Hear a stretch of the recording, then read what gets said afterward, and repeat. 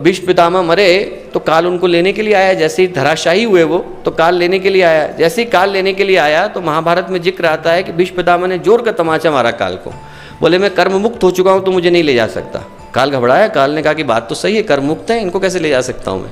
भगवान विष्णु के पास पहुँचे वो शिकायत करने के लिए। भगवान विष्णु उनके पास पहुँचे भीष्म पितामह के पास, बोले कि ये बात सही है कि आप कर्म मुक्त हो, आपने अपने द्वारा कोई कर्म नहीं किया है, पर कर्म की गति बड़ी सूक्ष्म है। वो बोले पितामह 3 तरीके के कर्म होते हैं, कृत, कारित और अनुमोदित। एक वो कर्म जो आप स्वयं कर रहे हो, कृत। एक वो कर्म जो आप किसी और के द्वारा करा रहे हो, आपने खुद नहीं किया पर किसी को भड़काया कि तुम जाकर के इस काम को कर दो, कारित। एक वो जिसमें कि ना आपने करा न करवाया पर हो रहा था तो आप चुप बैठे हुए थे, अनुमोदित। बोले जब द्रौपदी का चीरहरण हो रहा था तो ना आपने करा न करवाया पर आप चुप होकर के वहाँ बैठे हुए थे, इसलिए वो आपका अनुमोदित कर्म था, उसकी सजा आपको भुगतनी पड़ेगी।